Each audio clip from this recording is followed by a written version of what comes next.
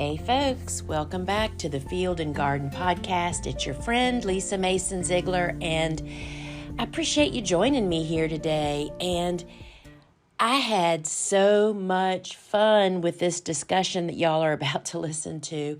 So as I have previously mentioned, I was making a really deliberate effort to sit down with each one of our big school course instructors to go through their syllabus to kind of like learn a little bit more about their programs, right? Because I know that even for me, knowing a lot about their courses, when I read their syllabuses, sometimes it's like, I wonder what that's about, right? So I sat down with Ellen Frost of Local Color Flowers. Ellen owns a design studio in Baltimore, Maryland. It began, I'm guessing, I think it's like 15 years ago, and she only uses locally sourced flowers in her business. Her business is year-round, by the way, and it is such an amazing business model as being a part of the whole domestic, locally grown product, or like the local vibe, right? So when I learned and met Ellen many years ago and listened to her talk at a conference, I was so intrigued by her business model. And what I have come to learn since I first met Ellen and thought that she had kind of, figured this out all by herself, which she has in today's terms. But y'all, she is rekindling the way that American floristry was for the past couple of 100 years, and then the last 50 years as international shipping entered the market, everything changed. It changed not just for flowers, it changed for food, right? I mean, clothing, everything got global, right? So Ellen has rekindled a really old way of doing business that is, the best. And it's about local flower shops using flowers grown in their community. And that's kind of what Ellen has done. And I was so pleased that she agreed to do a course with us to share, not only with people that are perhaps embarking on becoming a designer or has a flower shop, any of those things, or a co-op or anything like that. I totally believe that this course has a lot of overlap for anybody in what I call the cut flower food chain. Anybody that touches flowers, to sell flowers, to design flowers in any way, shape, or form is going to take away morsels from here. And as you'll see as we go through our conversation, I point out some of those. So without any further ado, let's take a listen to my conversation with Ellen going through her course, which is called Florist School Online, Growing Your Business with Local Flower Sourcing. Here's Ellen and I. Hey folks, welcome back to the Field and Garden Podcast. It's your friend Lisa Mason Ziegler, and I have a treat for y'all today because I am joined here with my good friend Ellen Frost. Hi, Ellen. Hi, everyone. Nice to be here. Thank you so much for taking the time to do this. So, folks, I've promised that for each one of our big courses that I would kind of run through the syllabus with the author to kind of like give us an inside peek to kind of what they were thinking or explaining what the different sessions are for.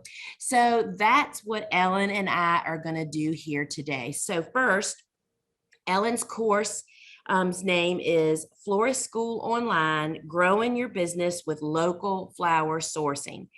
And this will be the third run of her class, right, Ellen? Isn't this the third time? Mm-hmm. Yeah. So Ellen's course I'm not going to let all the cats out of the bag. But Ellen's course came about because I think that what she is doing in Baltimore, Maryland, is what most people imagine a flower shop is really about. And then they dive in and find out that the conventional flower shop of today couldn't be any further from what Ellen does. What Ellen does is a real rekindling of what used to happen decades ago with the American florist. And y'all, I just can't wait for y'all to learn more about her course. So Ellen, let's just jump right in. And is there anything, I'll ask you first. So this class, what could someone expect taken away from this class, just kind of as an overview? Yeah, I mean, I think that it's a really comprehensive class, and it gives anybody taking the class a lot of information about several different topics. So one is just sort of the big picture about the floral industry.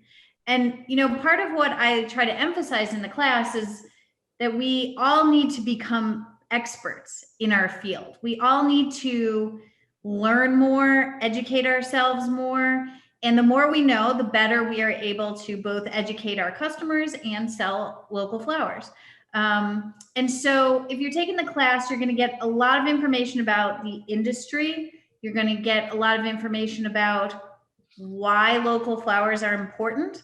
We're going to talk all about how to build relationships with farmers, and that is from like A to Z, like everything you need to know about building relationships with farmers. We're going to talk about selling local flowers, which is really different than selling, flowers that you buy at the wholesaler because of seasonality and locale. And then we're going to talk about how to use your own community, how to build relationships within your own community around local flowers. So there's really, I think, a wide range of topics, but all of them are really key, I think, to being a successful floral professional who's interested in sourcing local flowers. That is just such a great overview. And I have to tell you that your class number 6, which is week 6, is definitely my favorite. Oh. So I can't wait to get there. So, all right. So I've got the syllabus in front of me, and this syllabus is available under the show notes where you can print it out and have a look at it or just view it online. So let's look at class number 1. This class is titled Landscape of the Cut Flower Industry. And so session 1 is an introduction. So what would we expect to hear about in there, Ellen? The thing is that I think that most florists don't know the history of the floral industry. They don't know that we all sourced locally for the first 200 years of floral design in the United States. And it wasn't really until 50 years ago that changed. And so we're really going to go through both the international market, the national US market, and then dig deep into your local markets. All right, so that was session 1. And then session 2 is, why do I need to know this stuff?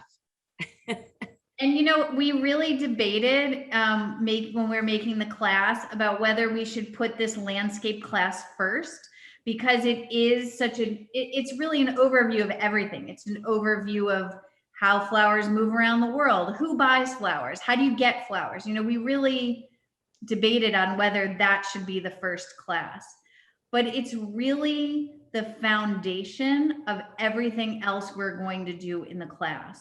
And it's the foundation of the education that you can provide to your customers. And so without this, you are like every other floral professional out there. You're just making stuff and selling stuff, making stuff and selling stuff. There's no story, there's no history, there's no bigger community connection. So the reason you need to know this is because you are going to become an expert in your field. And this information is the first step in getting there. Don't you find that it's true that no matter what we're talking about, it's like it always starts in a place that, why do I have to learn this stuff? I mean, how many kids say that when they go to college? Why do I have to learn this stuff? Well, there's a bigger picture, I'm sorry, that you don't even know about yet. That's right? Yep. So you just kind of have to hang in there. And I totally understand your reservation about putting this as the first class. In my course, I put the business stuff first, which is kind of like what scares everybody to death. And I thought people are going to watch this and think, I don't want this course. Yeah, But it's right. like, it's the foundation that you build everything else. So I think it was an excellent choice on your part. Good. All right. So session 3 is the global cut flower industry. And more than ever, that is in the news. That's in like the everyday news, right? We are hearing about supply chain issues, about shortages, about all kinds of things in the global market. And so, in order to be able to, thoughtfully talk about local flowers, we have to first understand the bigger picture of the global market. And that's what we're going to talk about in that session. Exactly. And then the US cut flower industry. Yep. And we're going to, really dig deep into like how many flowers are sold in the US, how many flowers are shipped out of the US, where are people buying flowers, how are they buying flowers, so that we have all of that information in hand when we start thinking about local sourcing. And Ellen, I can't help but think as we're talking about this that unless you steer me differently as we move through this, I think anybody, as I call it now, in the food chain of selling flowers needs to know this. I mean, for sure. Golly day, right? Yeah, I don't think I think that the majority of this, while there are some things in the class that are very specific to people who own a flower shop or sell flowers in a specific way, the majority of this information is, I think, pertinent and really helpful to anybody in the field, for sure. Okay, session 5, the evolution of flower retail. Yeah, because there's lots, we really get in there to how are retail shops set up and how did they evolve in our country? How did retail shops evolve? Because they have changed dramatically over the last 250 years. And so understanding, certainly as like a retail shop owner, understanding sort of the evolution of the retail shop and why we are in the position we are in today with sourcing. All right. Session 6, consumer trends. Yeah. Consumer trends, we're going to talk all about, what is trending and how people buy flowers and why they buy flowers in certain ways. And again, this is information we want to be armed with so that we can better sell local flowers. All right. And then session 7 is the U.S. cut flower industry big issues. Mm-hmm. We have a lot of big issues, right? We're going to get into things like climate change, COVID, the big issues. And I don't think we can talk about the industry as a whole without talking about these larger issues. And then she has like a session 8, which is a conclusion kind of wrap up of all of the above, right? And so I didn't say this at the start. If you're not familiar with our big school courses, this is what happens. The courses enroll only once a year, and they only enroll for just a few short days because it's a lot to prepare these classes for our students. And then the instructors are so interactive with the students that there are very specific times of the year that they're basically available to be able to offer this kind of shepherding, right? And so Ellen's course, like everybody else's course, enrolls for 5 days. Hers enrolls normally the 1st of November or so. And then the school actually runs in January and February for 6 weeks. Each week you get a whole nother group of sessions. All those sessions we just mentioned are what is in the first week's class. Yep. And then so the second week we're getting ready to talk about. So each week for 6 weeks, you're getting more and more information, which you keep forever. You have lifetime unlimited access. And then Ellen does a live coaching session, Q&A session with you at the end of that week, which is also recorded and put into your library. So let's dive into week 2, class 2. Yep. Why local flowers, motivations, definitions, and goals. Yep. Session 1 is an intro again, right? Yep.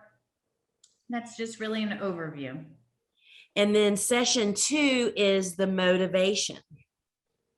Yeah, motivation, I feel like, is like one of the key components of local sourcing and local selling.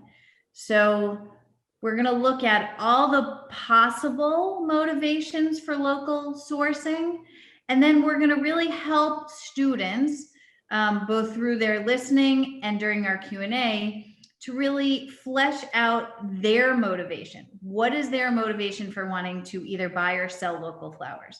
So Their why, right? Their why they're doing this. They have to be able to communicate that clearly to their customers. And so we're really going to look deep at motivation and why they want to do that. And then we, in each of the next 1, 2, 3, 4, 5, 6 sessions, we go into each one of those. So the first one is an environmental motivation. Because everybody's going to do this for a different reason, right? Everybody's interested in local sourcing for a different reason. So, environmental may be your reason for doing it. It may not be your neighbor's reason for doing it. And then we have ethical. Mm-hmm. And that is really going to look at worker issues around the globe and dig deep into that issue, because there are a lot of people who are really pro local sourcing because of the conditions of workers around the world. I can just see having these little nuggets of knowledge to really help you tell your story. One of the things that I hear from oftentimes people that are entering into, as whether they're growers or farmer-florist or whatever, someone's coming into this local flower scene, and they realize that they're going to have to engage social media. It's just such an amazing free tool. Yeah. That we have to engage it, not the way that most people think to engage it as their personal use, but they're worried about what they're going to talk about. Mm-hmm. This stuff gives you fuel. 100%. Oh my gosh. If you look, there's a, not to just give a plug to one of our students, but one of our first year students, Amy from Drive By Flowers. If you look at her Instagram since she's taken the class, it has dramatically changed. She is using all of these course bullets as jumping off points for telling the story of local flowers. And every week she's got just a little thing, just a little, hey, did you know? Hey, it's this time of year and this is what it means for local sourcing. It's great. And this is what the class is going to help you be able to do. That is amazing. I'm just sitting here thinking, I might just need to review this again, especially going into winter. Mm-hmm. Where, you don't have, I've got tens of thousands of images, but unless you have finger stopping captions, sure, you're not really gonna benefit from them. So great. And so, all right, so session 5 mm-hmm. is motivation business. Mm-hmm. So that is thinking about how local can be a business plus for you. A lot of people may see sourcing locally as restrictive or something that right. prevents them from being their fullest business selves. But we really see sourcing locally as an asset, as a sort of secret power for our business. And so we're going to talk about the motivation of having a better business because you're sourcing locally. That is so great. I even wrote it down, your secret power. Yeah. Because I feel like that so many people going local releases your creativity. It releases and encourages all that artsiness that maybe drew people to want to own a flower shop, to be a designer, to have a design studio. Yeah. Instead of having to conform to those Pinterest images. Right. Anyway, the more I learn, the more I realize, why would anybody go any other way? But of course, I'm biased, right? Okay. So another motivation is product. Mm-hmm. What is that? So that means we're going to look at if you're motivated to source locally because the product is so much better than other products on the market. So your motivation is because I want to have, as a designer, I want to provide my client with the best quality product out there. And not every florist, and because they have different models, not every florist has quality as, you know, high on their list. They may be more interested in price. They may be more interested in, you know, lots of other things. But in local sourcing, we're going to look at quality as, again, as an asset to your business. And so sourcing locally because you want to have the best product around. That's awesome. All right. And so then the last motivational session is community, which is, I think, where you just have fireworks going off. This is the part that I think is so awesome. Yeah. So for us, it's definitely one of the most exciting parts of our work is being in a community with both our flower people, so our customers, and other businesses in our community that are also sourcing locally, that are also committed to local sourcing. And so we're going to dig into why that's important and how you can source locally and be part of that bigger community too. And then session 9 is defining local. Yeah, that's like a whole nother thing, right? That could be a deep hole. That's a big old rabbit hole to fall in. And we always have a lot of good discussion during our Q&A about defining local, because everybody's going to define it differently. There's lots of ways to define it. And we're going to talk about what works best for you, because what works best for me in Baltimore in zone 7B is not going to be the same as what works for somebody in Saskatchewan in zone 3A. That we're just not going to have the same definition of local. And so we're going to talk about how you can define local for yourself and then be able to tell people why you're local that way. And then session 10 is challenging local. Yeah. So this is, you know, everybody who does something, everybody who thinks outside the box or does something that not everybody is doing, there's always going to be pushback, right? There's always going to be somebody who says, well, if you don't source from South America, you're not giving jobs to people in South America. Or, you know, if you're not, there's always something. And so this is just a look at, like, what are those other things? What's the other side of local? And how can we both understand it and also be prepared to talk about it and understand the issues? So yes, that may mean not giving jobs to people in Colombia or Ecuador, but let's understand why that is or is not important to you and your business. So we really want to arm you with that information. You know, isn't that just so true that I also feel like how much more comfortable would a business person be talking to maybe a potential customer, a client, or about why, I mean, well, I'm as interested in providing jobs here, you know, to the people that work for us. And so it's like, there certainly should be enough to go around, but yes, feeling like you know what you're talking about a little bit through this knowledge just helps you to, I mean, I'm just growing so much as an individual. 20 years ago, I was not a person that liked to sit down and discuss a disagreement. You know, now I understand how valuable a disagreement just means that we have two different ideas, right? And so having knowledge just makes all that, gives you confidence, and confidence is power, right? That's right. All right. And then so she, of course, has session 11, which is a conclusion. So there is yet another week's full of stuff packed with things for you to talk about everywhere, blogging, social media, if you want, whatever. All right. Class 3. This is the fun part. Building relationships with local growers. So session 1 is an introduction overview, right?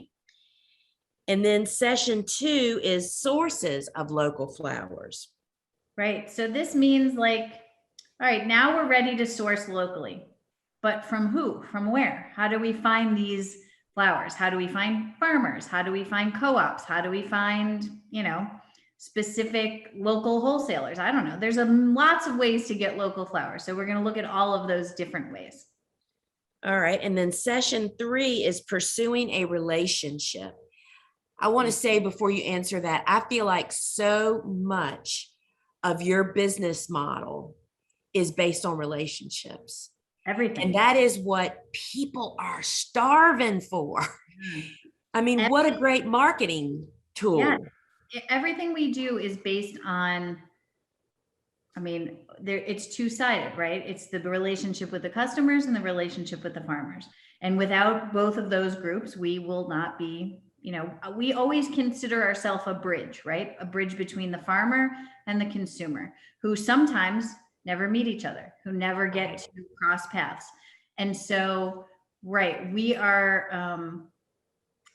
really trying to be that relationship, make those relationships with the farmers strong. So we're going to talk about, how do you pursue a farmer? It's like dating, right? How do you pursue a relationship with a farmer? Yeah, I could just go so deep on that. I mean, I just think that this is the key to success in any business. That's what people feel like they're missing in so much. And then when you have a crisis like we did when the pandemic broke out, whose community ran to their vendor? Your community, your customers. There is no, I know we've said this before, but in terms of timing, the timing could not be more right for this class, because what we have found in the last 18 months, and certainly even in the last 3 or 4 months when the supply issues have been really crazy, is that the relationships that we have built have been strong and have held us, so that we are not having supply issues, so that we are not having to tell our customers that there are, problems, that there are not huge increases in prices. Those relationships have really been our saving grace this last 18 months, for sure. Okay. Session 4 is strategic relationships. What does that mean? So if you're sourcing locally as a designer, a farmer florist, and even this is good for farmers to understand, you are not going to buy equally from every farmer. We have 30 plus farmers we buy from. We don't buy from everyone every week. We don't buy as much stuff from everyone as we do from others. You want to have some of your relationships be really strategic, so that they help you meet your goals. And so that is finding the growers that are the best fit for you and having a few of those strategic relationships, and then using your other relationships with growers as sort of secondary or backup relationships. And, being very transparent about that too. It's not, there's no, everybody understands what the situation is. I buy flowers from Hendricks Flowers in Pennsylvania. I buy from them once frost hits, and I stop buying from them once field flowers start again. They understand that. There's no question that, I'm somehow a bad customer because as of Mother's Day, I stop ordering from them. We are clear with each other what the goals are. And so, that is a strategic relationship. They are meeting a need to help me meet my customers' needs. So we're really going to look at strategic relationships as something that is going to help you meet your goals. Cool. All right. Starting the relationship. I think this is one that a lot of people just don't know where to start, right? Yeah. And especially like now when you're like in a pinch and you're like, oh my God, what am I going to do? I need flowers today. Let me cold call this farmer and see if they have 1,000 stems of white dahlias. It's just not, that is not going to work. So, right. How to start it, how to get going with a relationship. And then session 6 is dealing with problems. I mean, there's always going to be problems. There's always going to be problems. That's a normal part of relationships, any relationship, personal relationships, business relationships. And we're going to talk about what those potential problems are and how you can deal with them in a win-win way, so that, you continue the relationship despite or because of, some problem. Don't you feel like one thing that we have learned through the craziness of the last, I've lost count, what is it, 18 months or something of the pandemic, is that flexibility is such a necessary characteristic. Oh, If you don't have it, which I didn't used to be a flexible person, I don't know if you believe that, yeah. but that's a muscle that you're going to really learn how to develop, Mhm. because it is so beneficial. And then, I mean, that's just so beneficial. All right. And then there's a conclusion session in that class 3. So in class 4, it's the logistics of local flowers, and there's an introduction, and then you start into the seasonal based local logistics. I think that this there's two sides I see in this class. There Mhm. is those people that are designers and florists that want to get involved and are like, how does that all work? But Yes. I think that farmers would benefit from seeing how this works and how you explain it, for them to educate their customers, because Sure.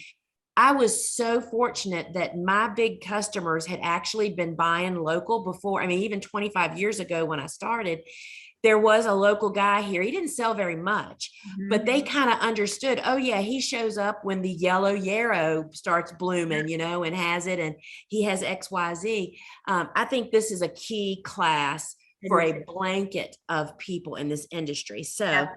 session 2 is seasonal based local logistics. Yep.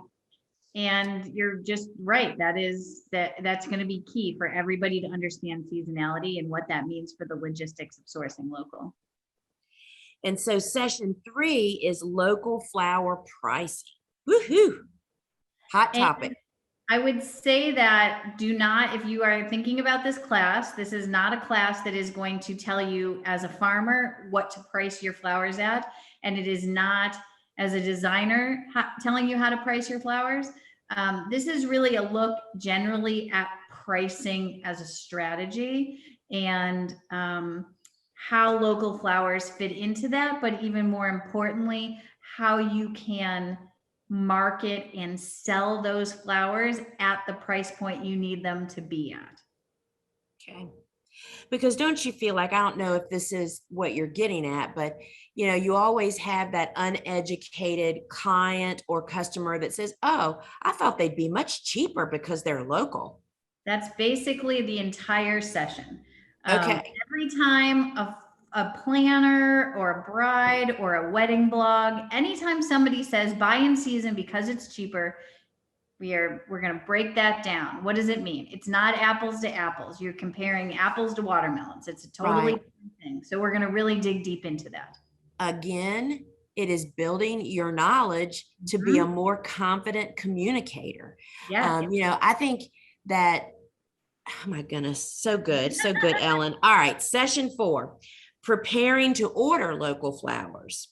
Yeah, ordering is probably one of the things that people say turns them off to sourcing locally. It's not like, as a logistic, it's probably the trickiest piece. Um, and it's not as tricky if you're sourcing from one farmer or two farmers, but when you start to get into 6 farmers or 8 farmers or 10 farmers a week, the ordering is just not the same as ordering from a wholesaler. So we're going to talk all about how ordering works. All right, and then session 5 is availability lists. Mm-hmm. Lots of questions always about availability lists. We're going to talk about what they are, how to use them, and sort of the bonus of availability lists on learning yourself about seasonality, about availability, about what is in season in your region at any point in time during the year. And this again seems to me like such a great tool for a flower farmer. I am the flower farmer. So I Mhm. just, when we're talking, it's like some of these would just be, particularly for people that are not seasoned, anybody Yeah, under 5 years. yeah, This would just really help you to see the other side. All yep. right, session 6, when to make the order. Yes, when to make the order. Different than when you make an order with a wholesaler, right? Wholesalers, you can order weeks, months, lots of time in advance.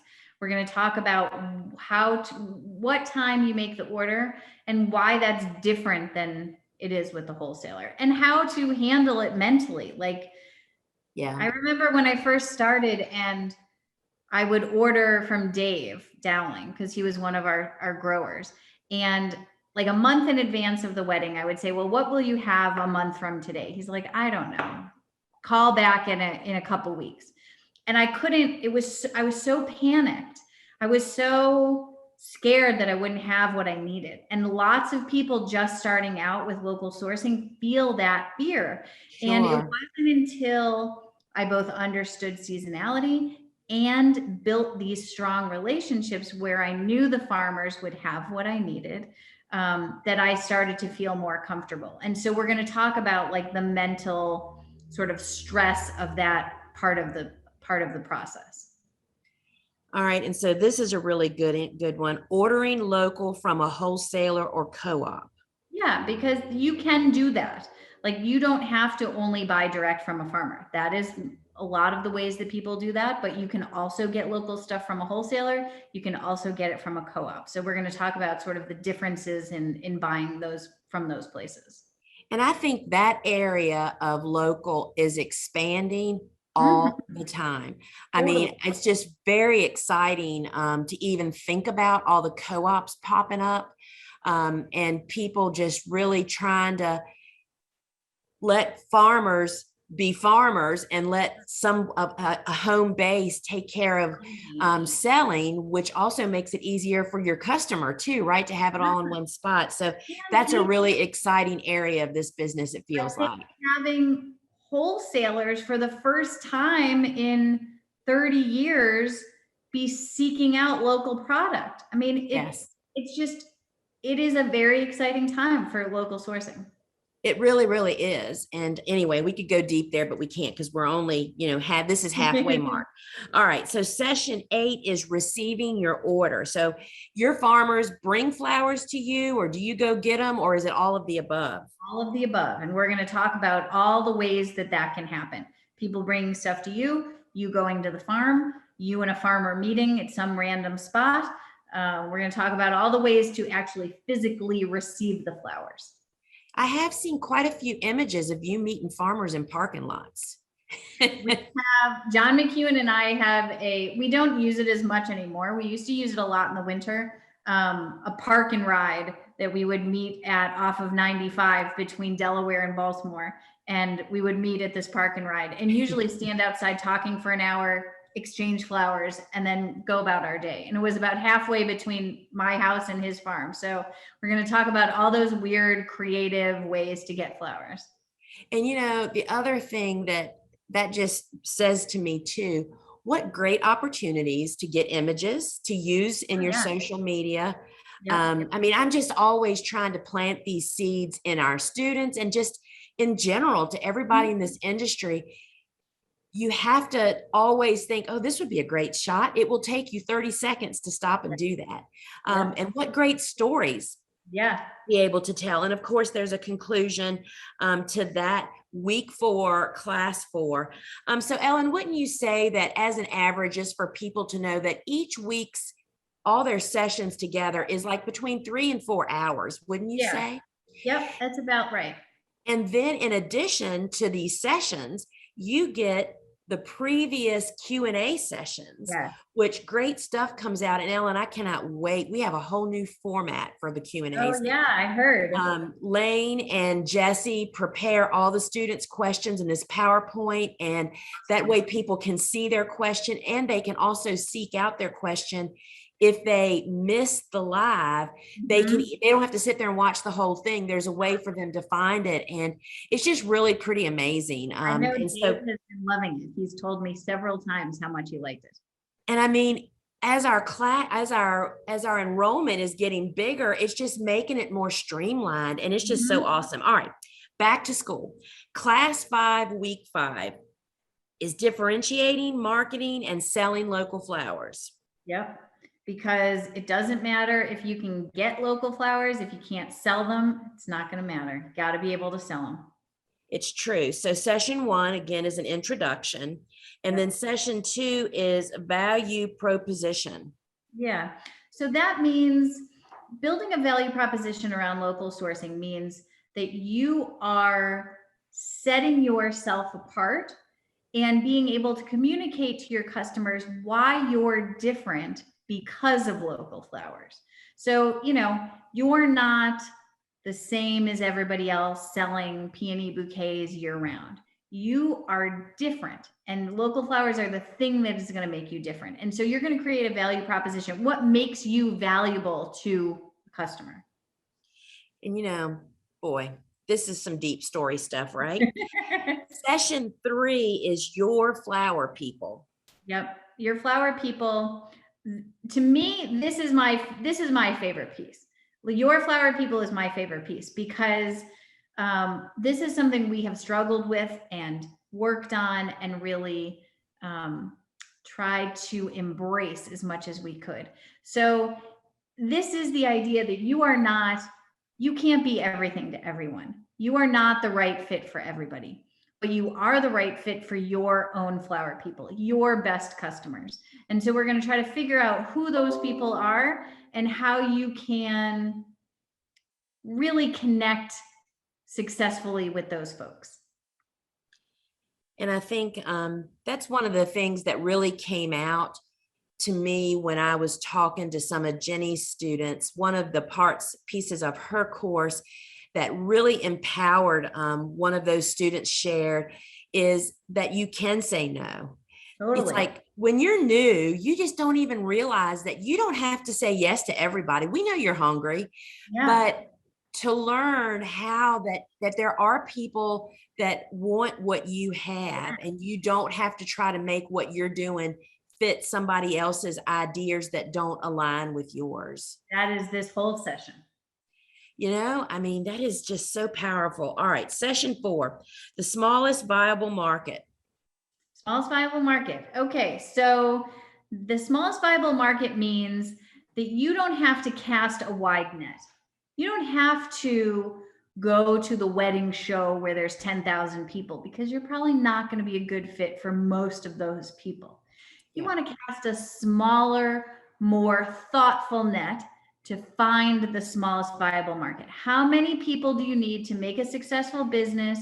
And it's not 10,000, 5 million, it's not that. Right. It's a small group of dedicated people. And we're going to talk all about that. And, I think that is so very true.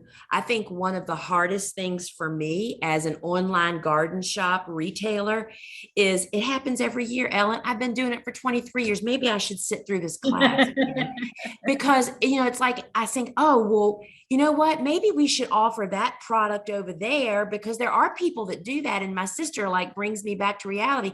No, Lisa. That isn't our people. We're all about growing cut flowers, whether you're a home gardener or a farmer. Yeah. And, it's just so, you just constantly need to revisit that. And that's another part of all of our courses. Yeah. To remind people of is that going back and reviewing your courses every winter because your business is changing and evolving constantly. Yeah. What you heard the first time around when you were starting out is totally not what you're going to hear the second, the third, the fourth, or the fifth time you listen to it. And that's true. I just had a student email or Instagram message me and said she was in the first class and that she constantly revisits the class because as her business changes, things that maybe weren't important to her are now more important. And I thought, you know what, that's a great benefit of being able to have access to the class all the time and being able to continuously learn as your business evolves. I thought it was great feedback.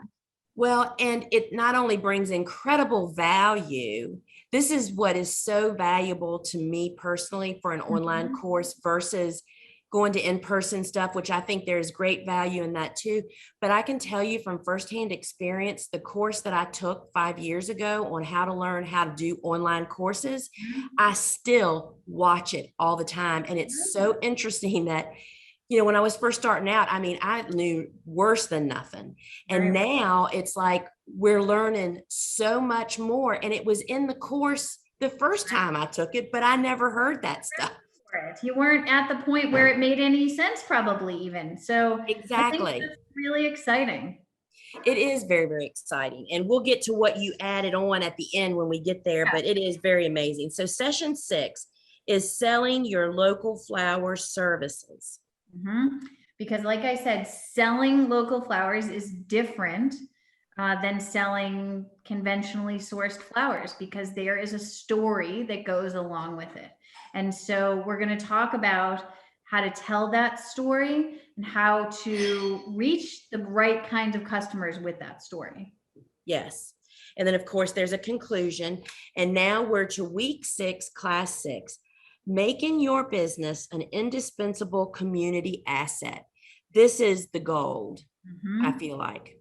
This is what you get to after you go through all of these steps, after you build a relationship, after you educate people, after you get them to be part of your flower community. It is this piece that is, right? It's like it's the fun part. It's the icing on the cake. Yes. All right. So there's an introduction session, and then session 2 is customer engagement. And customer engagement, because one thing I always say to people is we're not a commodity business. We are not just a buy and sell business. We do buy and sell things, but that is not the heart and soul of what we do. What we do is we engage with our community, and local flowers are the tool that we use to do that. And so we're going to help you think through how you can do that too. Awesome. And then session 3 is community activism. Yeah, that's like, what are we even talking about, right? We were talking about how to source flowers, and now we're talking about community activism. Sourcing locally, it says something about your business. It means something in the community. And that's just the reality of it. And so we're going to talk about how sourcing locally impacts your community positively, and sort of what that means for you as a business. And then session 4 is leadership. Yeah. So, I didn't go into this business thinking like, oh, I'm going to source local flowers and somehow I'm going to become like some sort of leader in my community around local stuff. It was not at all what I pictured, but the more you're engaged in buying local, supporting local, hiring local, the more you are going to sort of rise to that position. And we want to set you up for success in that way. Yes, for sure. And in session 5 is building business relationships. Yep. So this is really with other people in your community that share the same values as you. So say like we have friends that own a pizza place and they source all of their food locally. And so we do lots of events with them. We do lots of, promotional stuff with them. So it's finding people in your community that have those same shared values and how to build relationships with them. Because right. It's all about relationships with your customers, with your farmers, with your community. And I mean, there's more stories there, right? I mean, more, it's like we have so much to talk, write, and share about. It is absolutely amazing. Mm-hmm. And so one of the things that is really interesting about online courses is that instructors can, if they see a need to add another component to their course, we call them bonuses, they can. And all the students, past, present, and future, are all looking at the same online course, so everybody benefits. So Ellen did this last year, and it was about, so the bonus class is called Understanding and Responding to the 2021 Global Flower Supply Disruption. And there's 6 sessions. The first is an introduction. And then session 2 is what is the 2021 Global Flower Supply Disruption?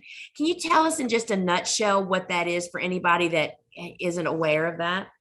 Sure. So this was really brought on by COVID restrictions early on in the pandemic. And when the world shut down, the floral industry shut down, events shut down, travel for farms shut down, how you shipped flowers shut down, everything shut down. And then little by little, some things started coming back, and then they shut down again, and then they came back and they shut down again. So we're going to really look at what happened. How we already looked at the industry as a whole. How do flowers move across the globe? We're going to talk about how COVID and COVID restrictions really disrupted how people get flowers. Right. And then you're going to talk, session 3 is the causes of all that. And I thought that was so very interesting. Things you don't even think about. How workers that were can't get to work, because I mean, they come from other countries sometimes. And Yeah, for I sure. mean, it is deep. It's deep. Yeah, in Europe for sure. I mean, this happened, there's all kinds of reasons, right? But there are, right, people can't cross borders. We couldn't cross the border into Pennsylvania last winter to buy flowers from a farmer in Pennsylvania that we always buy from. This is, everybody's being affected by it. So we're going to look at all of those causes. And then session 4 is what industry people are saying. Mm-hmm. And when we made the bonus, we really tried to predict, using information from the experts, how long this would last. And what they said was it's not going away. And here we are 6, 8, 12 months later, and we are still in it. And there's no real end in sight. These shortages are going to continue into 2022, when it's like the biggest wedding year of the world. And we're all going to be faced with, thinking about those things in terms of, sourcing. And yeah, I mean, it's not going to get better anytime soon. That's what I keep telling farmers. I mean, if there was just ever a time, now is the time for us to shine our light to all these hurting and desperate designers, because it is really pretty, it's when you're so caught up in your own industry, sometimes you don't really look to outside of it. But it is really bad for some. I spoke to one of our flower shops that we sold to for years, and they're like, we never know what's coming now. You just do the best you can. Yes, do the best you can. We're all just doing the best we can. All right. And then session 5 is responding to the 2021 global flower supply disruption. Right. So once you understand what's happening, how are you as a business owner going to respond? How are you as a farmer, as a florist, as a farmer florist? What are you going to do to set yourself up for success in the coming year when these problems are still happening? All right. So that, and then there's a conclusion. Yeah. So that we just went through all 6 classes, all of the sessions. And thank you, Ellen, for that so much, because I really think it helps to just give people a little bit more meat to this. And so, friends, I hope, and it was fun. All of the class. And so I hope this helps you, whether you get off the fence, if you're considering it. I want to also suggest that you visit Ellen's course page at thegardenersworkshop.com, go to her course, and read student reviews. There's a little video in there, and just review the information. And I think you will find that there are great benefits to what information, if you're looking to ramp up your business, expand your business, or if you're a grower that just wants to become more of an expert, I totally, wholeheartedly feel totally comfortable saying flower farmers totally benefit from this class. I have said, this is a class for florists, for floral designers, and every farmer who comes to me afterwards and gives me positive feedback about how great it was and how much they learned, I'm reminded it is beneficial for all of those of us in the industry. I mean, I just call it the cut flower food chain. I mean, there's just so many different parts. And knowledge is power, because when you have knowledge, it builds your confidence, and you just feel like you can jump into anything. So, Ellen, thank you so much for taking the time. I know it's a very busy wedding time, and I just can't wait to go deeper with you on other subjects. We just get to chat so often, and I'm really looking forward to our next chat. So thanks for joining me here today. Thank you. What'd you think, friends? I'm going to tell you some of my takeaways, things that I just wrote notes on my paper while Ellen and I were talking. I love this, that she said it, that local sourcing is a lifestyle. Right? I mean, farming is a lifestyle, and that's part of what draws me to farming. But when you live what you do, whether it's farming or designing with local flowers, it changes everything for you. And she also described sourcing local, her secret power. It's like instead of feeling held back because you are only going to use local flowers, it is your secret power. First off, most people just have no idea of the vast availability, the quality, the gorgeousness, and how many of us there are out there. So, friends, here is the lowdown. I want to say that right below these show notes, there's a link directly to Ellen's course page. The course does normally enroll in November, and then the class actually starts in January, the 1st of January, and runs for 6 weeks. You can learn more all about that. You can download and print the syllabus that we just went through. We are happy to answer any of your questions. You can send them to info@thegardenersworkshop.com, or you can reach out to Ellen. She does answer DMs over on Instagram. I would recommend that you check her out there. And you'll also find her on Tuesday mornings at 8 a.m. She does a chat on Clubhouse about florists buying local. That's a great conversation, and she would love to have you join her there. So, folks, I hope that this helped you to gain a little bit of information about what's in the course and just the depth of Ellen's knowledge and how this is so much bigger than we ever imagined. All right, friends, until we meet again, ciao.